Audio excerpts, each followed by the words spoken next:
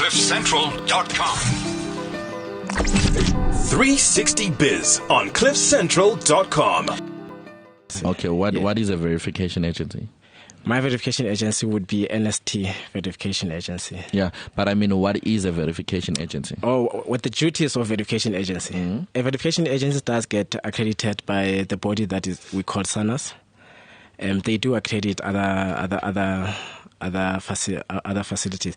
But what the verification does is they do issue certificates to all the companies that voluntarily want to be verified. Okay. But because of the chain it's there that forces you to be verified, all the agencies that are being accredited by SANAS, they do issue certificates to the companies. Okay, so you said something very interesting, something that is voluntarily. Yes. So it means these companies are not regulated, they're not regulatorily forced to register. It needs to be a voluntarily decision. Yes, you do it as you please, I must say. Okay. Yes. It's a problem. Charles, let me come to you. Right now, one thing I love, you're from two different countries. You're from Ghana, originally from Ghana, and you work in the UK. I don't know, how does it work? Do you guys have a regulatory requirement that forces company to comply as far as enterprise development is concerned, or transformation? In the UK or in Ghana? Any of the two. In the UK, I'd imagine so. I think the UK is quite tight on regulatory matters. Enterprise development is something which is quite new in the UK itself. So I think you're seeing more and more governments across the world recognize the power of engaging young people in economies. Not necessarily putting the emphasis on big corporate organizations, but how do you engage people and how do you get them into grassroots roles which empower them, which perhaps are alternatives to formal education or other channels. So I think with all of these things and also with entrepreneurship, the key is how do you create something that's not abused but keeping regulation as low as possible. Because entrepreneurship circles work best when the ecosystem itself can be left to its own devices for people to develop and to build the next generation of businesses. Alesimo, tell me, you are South African? No. What are you? You look like our sister, girl. What are you? I'm half Nigerian, half Tanzanian. Oh, is it? I grew up in South Africa. Actually, the Transkei, actually. Oh, okay. Yeah. So can you speak? Xhosa. Oh, okay. You speak. No, I actually speak Zulu. Oh, okay. Yeah, no, Xhosa. No, it's not a problem. So now, I mean, you are obviously affected by B-BBEE. Would you say corporate South Africa, is it doing enough in terms of transformation in the marketplace? Look, we could do more. In terms of B-BBEE, I think the government has played its part to get corporates to comply with trying to transform and trying to build small businesses. But I think you need to see more partnerships between private sector and government institutions to actually ensure that transformation happens. And I think that we should also move away from using the tick box system and actually find real ways to measure this impact of B-BBEE, and not it just being a system where we indicate that we've done this for the year, but actually seeing access to markets being part of the criteria for that in terms of the supply chain access. But I think more can be done. I think a lot has been done, and that should be noted, but more can be done for us to see transformation where corporates actually support small businesses and entrepreneurship in South Africa, I feel. Yeah. Then I think maybe let the BE specialist answer that question. Do you think is corporate South Africa doing enough though, as far as the transformation is concerned? And it's just unfortunate that we're really trying too hard to get the commissioner, because the commissioner needed to set the pace for us today. Especially because for me, I think it's just a tick box system that is done and with minimum compliance. And I think why corporate South Africa needs to be taken to task, because right now, I mean, for me, it shouldn't be something that is voluntary, but it needs to be something that is a must. That for this country to transform, companies need to come into party in terms of transforming the marketplace, the workplace, and entrepreneurship space as a whole. Teboho, thank you so much. I know you're throwing me right in there. Alice, I think your response was very well, my sister, I must say. But in terms of what the government is doing very well with regards to the B-BBEE itself. But there are areas where you know that there's still guys who are what do you call it? They own this piece of market that it's theirs. This is where you need you need the emerging black South Africans or black entrepreneurs. You know, you really need entrepreneurs. But in terms of the space where the government is playing, they can do so much. They cannot do everything, but there is more that still needs to be done. I must say the things that we see in the industry, it's there are people who are there to do a proper transformation. I tell you, they don't do it for tick box, Alice. They do it to transform their own companies, quite honestly, and also to transform the country. Because transformation, besides entrepreneur, you will need to upskill your people first through skills development and get them into the right position to be accountable. Then you're looking at bringing them into entrepreneurship through procurement. Because if you're not putting them into procurement, where do you want them to go to? Because they will not be able to survive. You know, there's areas that I would also want to discuss, things like supplier development. It's a very sensitive issue to me, personally, and I think also the country sees it. Supplier development needs to work. It must be there to work for us. So I know you'd want me to answer you in a very certain way, but I think the answer I'm trying to give you is BE is working for us, and it has a lot of people that are working within BE space before we talk about the clients and beneficiaries of BE. So there is much what government is doing, and we know that we have a BE commissioner that everyone wants to hold her accountable of anything that's going wrong. If BE is going wrong, it's the commissioner. Yeah.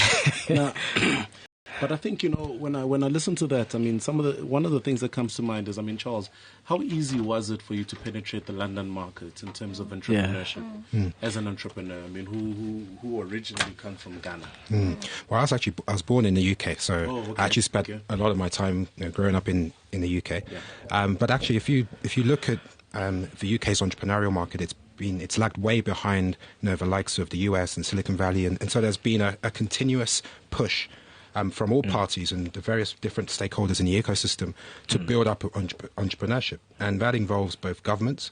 I mean, for example, the government have played a massive role in creating the enabling environment for entrepreneurs to thrive. So, for example, tax incentives schemes for investors to invest in early stage entrepreneurs. These are the sorts of things that open the routes for entrepreneurs, people like myself, to feel that there's a platform which you can enter and then to thrive and to continue to grow your organization. Right. So it's never easy, because I left a 6-figure salary job to leave and ultimately not have a salary and to build a business, right? and I'm still I'm still on that journey, still haven't collected that paycheck, but at the same time, having an enabling environment around you is very important, right? And just to your earlier point, Michael, I think that the role of the corporate is very important, but there's nothing more powerful than governments and the community working with corporates in such a way that they're incentivized to actually want to do this, not where it's not a tick box exercise, right? Because from their point of view, who are their customers? Who are the next generation of people who are going to drive revenue for them? It is the very people that we're trying to support. Yeah? So if you can find a way in which corporates are incentivized, right, to engage in and develop the next generation in a way that also benefits them, that's the role that I feel government should be aiming to play, rather than almost pushing too directly. Alesimo, do you really think that incentivizing do you really think that incentivizing corporates is the way to move? Because I think my perspective from Well, my layman perspective looking at this whole entire topic is that, I mean, they're already getting the big cuts. They've been in the industry for so long, and I think that to a certain point, some of the things that you would see as an entrepreneur in this country, I mean, especially when you're trying to bid for the high-end work, you'd find that, I mean, a government institution have a spec for the work, and that work oftentimes has been spec'd by a large corporate that's been around for years and years, and obviously that spec favors this corporate as opposed to me, an emerging black, or rather a young entrepreneur who's trying to make it in the country. So do you really think that we need to incentivize them, or is this something that's just supposed to be mandatory in terms of whatever profits they make? It's actually beneficial for a large corporate to invest in startups and businesses because, you know, startups and small businesses are much smaller to adapt, and they can quickly innovate, which is beneficial for the corporate business itself to increase its profits, etc. I mean, you see that happening in more developed countries. So it's something that should be happening in Africa. When you're also looking at the whole digital transformation, technology, expansions of markets, and smaller businesses are able to do that as opposed to traditional businesses. And so you see a new trend of corporates acquiring smaller businesses and becoming this larger conglomerate. What's that word? Conglomerate. Yeah. That one. So I think South Africa should not see BEE as a punishment. Corporate should not see it as a punishment, but actually a way to grow the industry, but also, you know, small business development. And they obviously need more experience with a larger corporate that's been there for a while, but I think it's a good thing. So I'm here in Johannesburg. Firstly, Johannesburg is a city I love. I've worked here over the years, actually as a consultant previously. But I'm here specifically for the panel at the GEC, where we looked at issues regarding challenges with African migrants in entrepreneurship, and ultimately looking at the continent itself and how much potential we are losing through migrants who are not staying in the country. Yeah, and I wanted to join this conversation because it's something that we are very passionate about at Move Me Back. You know, ultimately, our goal is to say that there are millions, 50 million diaspora who are outside of the continent, and these individuals have assets which are both financially but also education experience. They have assets which are of great value to the continent. Many of them want to play a role and come back to the continent, and we're looking around the issues of what is it that prevents people from returning? What is it that takes people away in the first place? How do we address those issues? And the fantastic research that Alesimo has done has started to uncover and peel some of these issues already. Things related to challenges of infrastructure, challenges of investor support, various different things. How can we unpick these and then start creating solutions to ensure that Africa is not losing its best talent, and also its talent that exists abroad is also coming back to get involved. Alesimo, do you want to perhaps quickly update us on with the research that you've done? I've gone through the research and I saw it gives me numbers. I mean, in terms of migration that has increased from 1960 to 2000. I mean, from about 1.8 million to 8.7. Yeah. Do you quickly give us an update? I'd love to go deeper into it, but I think you're here, so you can just give us an overview of the research that you've done. So that's the latest number of migrants that are migrating out of Africa and on an annual basis.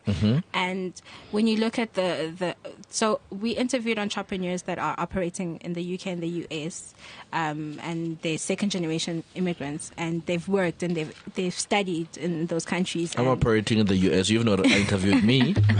I didn't get to. Definitely in the follow-up study, I will give you a call. No, definitely. So with that estimated number, you could see that we are losing $650 billion US with Africans operating outside of Africa. That's a lot of money that we're using from governments for development. And in about 2050, we could lose about $1.5 trillion US from people leaving Africa and starting businesses outside. So there's various reasons for why people do move, and it's education, the poor education, the entrepreneurship ecosystem, the business environment. So there were only 3 countries that we looked at, which was Kenya, South Africa, and Nigeria, because those are the migrants that often leave the continent to go to the States and the UK.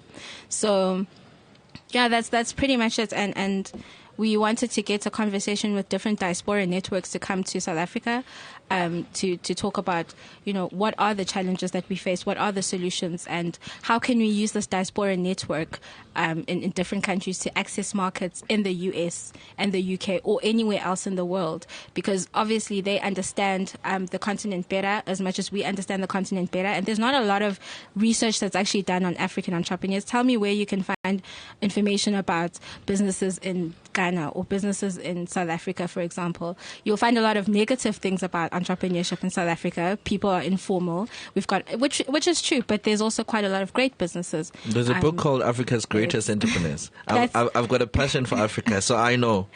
That's the thing is there's some data available, but there's not a lot of data that tracks and monitors how much entrepreneurship activity is happening within the continent and outside the continent. And that's valuable information for us when you're looking in the future on how to develop the countries and also how to tap into different markets and investment opportunities. Because Diaspora Network, they have access to investments. So we don't actually have to go through so many corners to try to get investment opportunities when I can call Charles and tell Charles that I need someone in the UK who's got access to funds for this particular sector. Can you hook me up? So it's all about building networks and realizing that we're a global village and it's getting smaller and smaller. And the more you have access to different networks, the more chances you'll have more access to markets, I feel.